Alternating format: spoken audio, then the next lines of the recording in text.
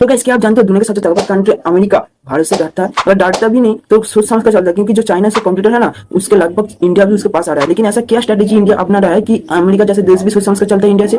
क्या स्ट्रेटेजी है कि इंडिया इतना पावरफुल और विकसित के दर पर जा रहा है? तो गाइस बने रहा इस वीडियो के आखिरी तक, क्योंकि आज हम इसका खुलासा करने वाला है। लेकिन उससे पहले जान लीजिए मैं कौन हूँ। मेरा नाम अवरोध चक्रवर्ती और मैं आपके लिए ऐसे एक्सप्लेन एंड एक्सपोजिंग वीडियो लेकर आता हूं। अगर चैनल पर आप नए हो तो चैनल को सब्सक्राइब कर दीजिएगा। तो गाइस मेन स्ट्रेटेजी इंडिया का नंबर 1 पे है व्यवसाय और वाणिज्य। मतलब ये व्यापार एक तरह से, मतलब जो अमेरिका जो नंबर टॉप 5 जो कंपनी है ना वो इंडिया पे अपना निवेश कर चुके हैं, और भी बहुत सारी कंपनी है जो यहाँ पर निवेश कर चुके हैं। और इससे क्या होता है कि अमेरिका को मोटा मुनाफा जाता है। अगर भारत इनको रुक देगा तो अमेरिका बहुत बड़ा घाटा हो जाएगा। और उससे भी बड़ा कि इंडिया और अमेरिका में एक ट्रीटी साइन हुआ था जिसमें कि जो व्यापार है ना वो फिलहाल $1 ट्रिलियन को पार कर गया है। मतलब समझ सकते हैं कितना बड़ा जो व्यापार है ना भारत से अमेरिका से चलता है।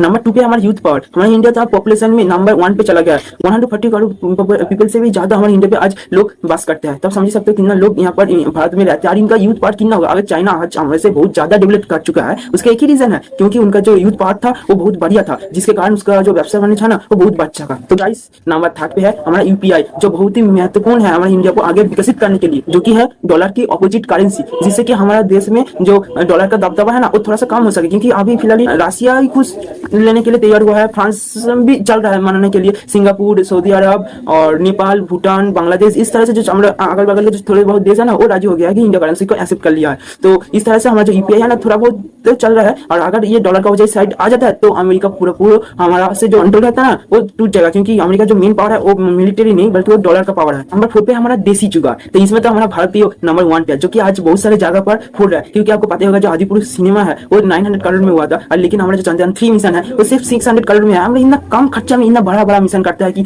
हम मतलब इतना देसी टाइप पे जो जुगाड़ लगाकर जो काम करता है ना वो बहुत ही अच्छा होता है। और इसमें भारतीय एक नंबर पर है। इसके लिए तो भारत के लिए एक चैनल को लाइक और सब्सक्राइब कर सकते ही हो आप। नंबर 5 है जो चाइना आज अमेरिका को टक्कर दे सकता है। रशिया को हम बात नहीं कर रहे, हम चाइना के बारे में बात कर रहे हैं। उस चाइना को अगर अमेरिका को रुकना पड़ेगा ना तो तब इंडिया को साथ देना पड़ेगा, क्योंकि अगर इंडिया का सपोर्ट नहीं रहेगा ना तो वो एशिया में कब्जा नहीं कर सकता अमेरिका। और इसलिए भारत से जो अमेरिका ना बहुत ही महत्वपूर्ण संपर्क को बनाना चाहता है, रशिया से भी ज्यादा। लेकिन क्या है ना इस फिलहाल में क्या है ना वर्ल्ड वॉर 2 के दौरान जैसे अमेरिका ने जर्मनी को रुकने के लिए रशिया का इस्तेमाल किया, तब इस बार में अगर वर्ल्ड वॉर 3 हुआ ना तब चाइना को रोकने के लिए यूएसए को हमारा जरूरत पड़ेगा, इंडिया को। लेकिन इंडिया भी इतना बेवकूफ नहीं है, इसलिए उससे भी संपर्क उस तरह से ही रखता है जिस तरह से कोई इंडिया को उतना बड़ा नुकसान व फायदा नहीं होगा। जैसे हमारा बेसिकल जो मिलिट्री है ना 70% हम रशिया से खरीदते हैं और 20 से 10% हम अमेरिका से खरीदते हैं। इसमें भारत बहुत ही समझदार आदमी है। और हमारा नंबर 6 में है नेटो का ऑपोजिट साइड ब्रिक्स, जो हमारा इंडिया को बहुत ही ताकतवर बनाने के लिए एक हो सकता है। क्योंकि ब्रिक्स में जो और भी बहुत सारे जो ताकतवर और विकसित देश है ना वो शामिल हो रहा है, जैसे ब्राजील, रशिया, चाइना, इंडिया, सऊदी अरब, इस तरह से बहुत सारे महत्वपूर्ण देश है वो इस ब्रिक्स समूह में अंतर्गत कर रहे हैं। तो ये नेटो के तरफ से एक